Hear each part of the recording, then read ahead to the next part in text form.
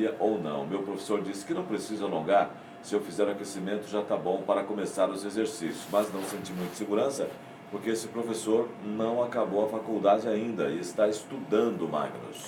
Bom, caro ouvinte, vamos lá. Tem duas questões aí importantes na sua pergunta, né? Primeiro eu vou responder a questão fisiológica do alongamento, tá? Mas assim, ó, na verdade eu vou inverter, eu vou te falar o seguinte, com relação ao professor, tá? Provavelmente, mesmo que ele não esteja finalizado a faculdade, ele está cursando, então eu não posso classificá-lo como professor de educação física ainda. Ele é um acadêmico que provavelmente deve estar fazendo um estágio dentro da academia.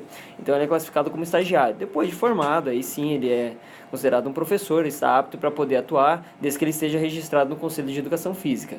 Então, sempre que um estagiário estiver atuando dentro da academia, ele está fazendo um estágio. Então, ele está ele está monitorando, ele está observando um professor que é o responsável pelo local. Então, eu acredito que se você não tem a confiança no seu professor estagiário, como eu mesmo me disse, provavelmente deve ter um professor responsável do qual ele está acompanhando o estágio dele para lhe prestar a devida informação. Então é interessante você ir até esse professor e pedir, esclarecer a sua dúvida, né? E aí sim você esclarecer se realmente pode, não pode, deve, não deve, assim, qualquer dúvida que você tenha, mas é importante ter como referência esse professor. Se caso não tem esse professor, aí está tendo um problema na academia, isso é exercício ilegal da profissão, certo? É o caso que pode acontecer de um estagiário estar assumindo um papel de professor dentro da academia. Isso é ilegal, então toda vez que tiver alguém que está fazendo faculdade e atuando dentro da academia, ele tem que estar estagiando com um professor formado.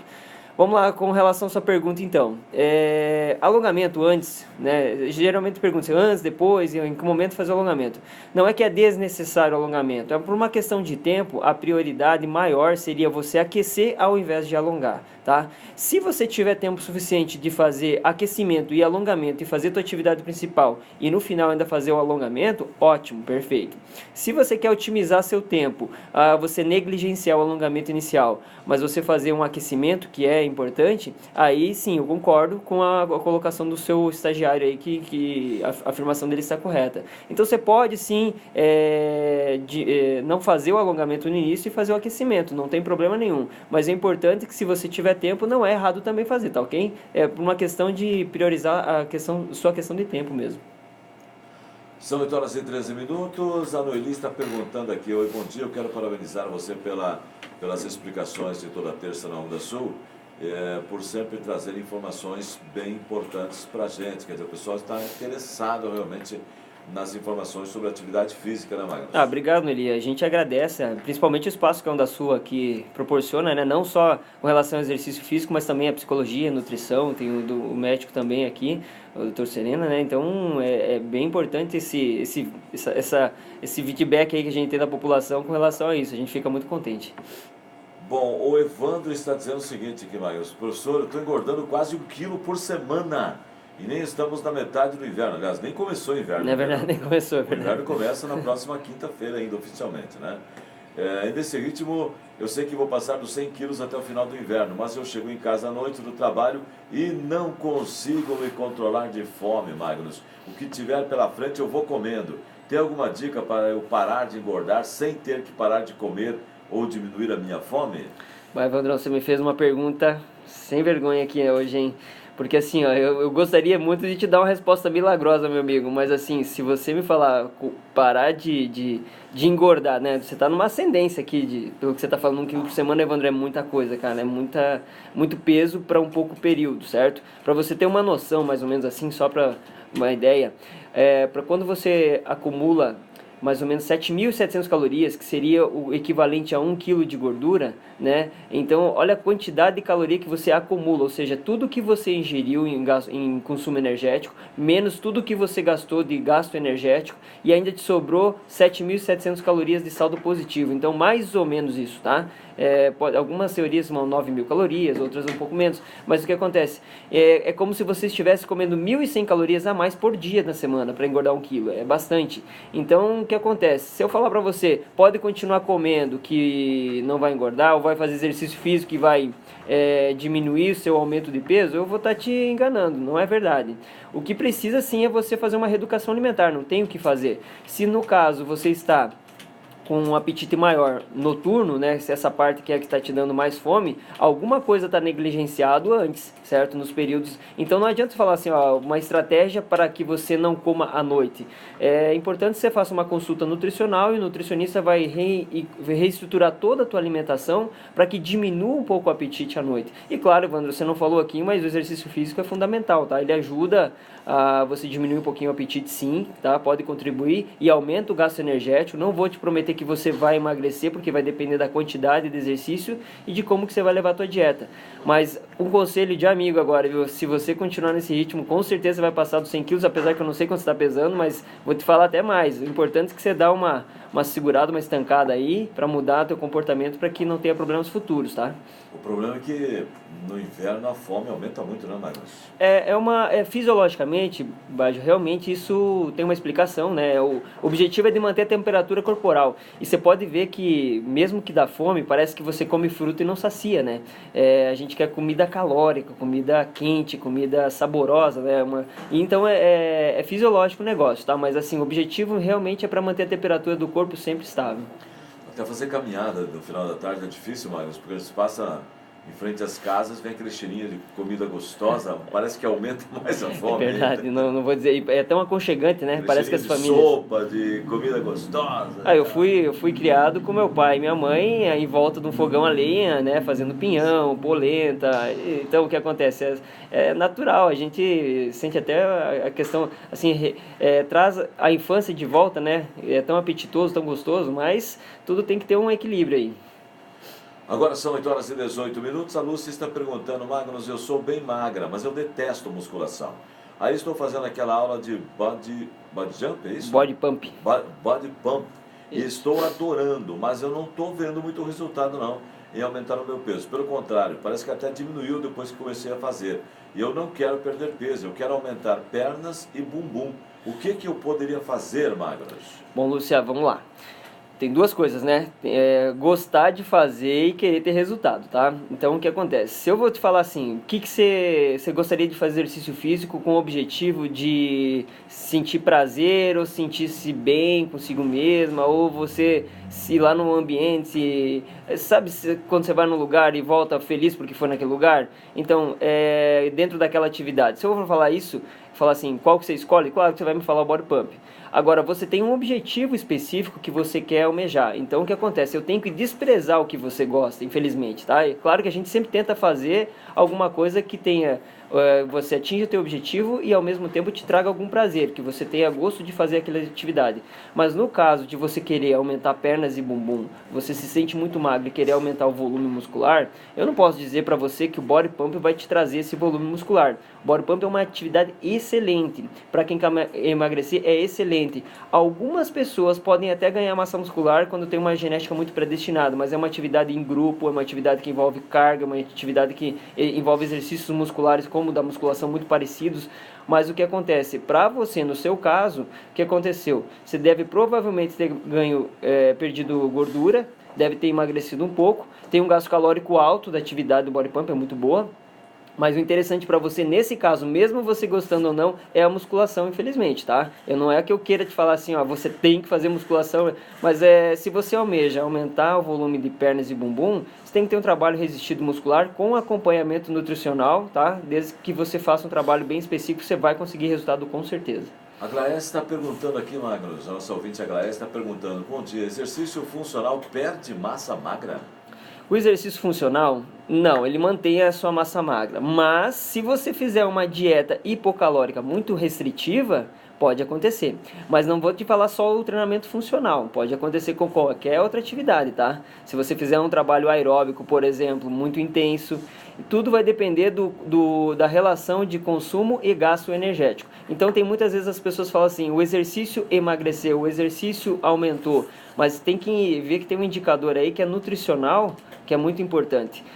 Então, eu vou dar um exemplo. As pessoas chegam para mim e falam assim, Magnus, eu queria fazer um exercício para emagrecer, o que eu devo fazer? Daí eu falo, não, procura fazer um exercício cardiorrespiratório, um exercício aeróbico, né? Já que você não está fazendo nada, pelo menos para começar a melhorar a tua condição aeróbica. tudo bem. Daí a pessoa faz exercício aeróbico e fala assim, poxa, mas eu não emagreci nada, Magnus. O que acontece? A gente não está olhando a questão nutricional. Então não posso isolar um do outro. Se eu falar que o treinamento funcional perde massa magra, engorda ou emagrece, eu estou negligenciando a questão nutricional. Então vai depender aí, caro ouvinte, do que você está comendo. Se você tiver uma dieta hipocalórica, pode sim perder massa muscular. Não só o treinamento funcional, como qualquer outro. O Rogério está perguntando, Magnus, gostaria de saber qual a velocidade da esteira e quanto tempo de corrida eu devo fazer para perder peso. E ele diz que já diminuiu o açúcar. Rapaz, é difícil de falar, viu? É Rogério, né? Isso. O que acontece, Rogério? Vamos pensar assim, ó. Eu não sei o teu nível de condicionamento físico. Se eu te falar assim, Rogério, corre a 16 km por hora, é capaz de eu estar superestimando a tua condição física e eu tenho que ver a questão de tempo também. Se eu te falar assim, não, corre a 8 km por hora, de repente você pode fazer 2 horas correndo a 8 km por hora. É muito difícil controlar essas duas variáveis que você me pediu, tá? Não é uma tarefa muito fácil, não. Mesmo eu tendo os alunos presentes, é uma tarefa difícil, tá, Rogério? Porque eu tenho que dosar volume e intensidade. É como se eu dissesse assim, tempo e a questão da intensidade, desculpe. Volume e intensidade. É tempo e a velocidade que você tem que fazer. Se você faz uma velocidade maior, automaticamente você não consegue manter muito tempo a sua esteira. Se você fizer uma velocidade menor, automaticamente você consegue mais tempo. O que vai depender é qual é a fonte energética que vai ser consumida. Gordura, carboidrato, proteínas e assim por diante. Como que a gente faz então, para você poder entender o que eu quero te dizer, para determinar qual é a velocidade e qual é o tempo de esteira? Através de um teste chamado teste de VO2 máximo, tá? Que a gente classifica seu nível de condicionamento físico, é uma maneira. Pode-se fazer um teste de lactato também para determinar a acidose e pode-se fazer também um teste de condição anaeróbica ou de potência anaeróbica. Com base nesses resultados, sabe, através de uma avaliação física, aí sim a gente tem as variáveis de controle para poder prescrever para você. Então, quando você me pergunta assim, realmente eu não sei te informar e fica muito superficial se eu te dizer 10 km por hora, ou 12, ou 16 e assim por diante, tá, Rogério? Mas qualquer coisa, Rogério, procura um profissional, um colega da área e aí conversa com ele para fazer uma avaliação física para identificar o seu VO2 máximo, tá? Ou limiar anaeróbico. Dentro disso vai conseguir prescrever, aí vai ficar certinho, vai ficar na pinta mesmo. Agora são 8 horas e 23 minutos, 8h23. O ouvinte está perguntando aqui, né, deixa eu ver o nome da nossa ouvinte. A Elisandra está perguntando o seguinte, Magnus. Bom dia, como explicar que uma pessoa emagrece no inverno sem parar de comer? E eu não faço exercício, todos os anos é assim. Só que eu sinto muito frio e sofro muito no inverno, diz a Elisandra. Oh, perfeito, Lisandro, você me ajudou agora que nós conversamos agora há pouco sobre isso, tá? Mas aí você me falou assim, como explicar, né? Uma pessoa come a mesma coisa, mas no inverno emagrece. Até tem uma questão que é interessante, Lisandro, essa pergunta, porque as pessoas geralmente querem emagrecer no verão, tá? Mas é mais fácil emagrecer no inverno do que no verão. Daí você fala, mas como? Se no verão eu como pouco, eu tomo mais suco, eu como mais verduras. Porque o nosso corpo ele precisa manter a temperatura interna de 36 graus e meio. Como você mesmo falou, você passa muito frio no inverno. O que teu corpo faz? Qual é a reação que ele acontece? A partir do momento que ele visa manter os 36 graus e meio, ele vai fazer uma contração, né, muscular inconsciente, que é o tremor. Sabe quando a gente se encolhe todo e começa a tremer? Justamente essa contração muscular é para proporcionar e ajudar a aumentar a temperatura corporal, ou seja, para manter os seus 36 graus e meio. Só que essa contração muscular que você faz de tremor, ou mesmo para o teu corpo manter, mesmo que você não tenha o tremor, faz com que aumente a temperatura e isso gasta mais energia. Então o que eu posso te dizer, Elisandra? Para se manter teu corpo aquecido com a temperatura na homeostase, ele precisa fazer um gasto energético ou gastar mais energia para que isso aconteça. E isso faz com que, se você estiver comendo a mesma coisa e estiver gastando mais energia em repouso, claro que você vai emagrecer. Essa que é a explicação fisiológica de a gente às vezes comer a mesma coisa e no inverno passar a emagrecer. Ao mesmo tempo, Elisandra, tem um problema que para quem dá mais fome, que é o que a gente estava conversando aí, para repor essa energia. É meio automático o negócio, entendeu? Então você precisa mais energia também. Se você não quiser emagrecer mesmo, é só comer mais, comer comida mais calórica mesmo que vai conseguir manter seu peso.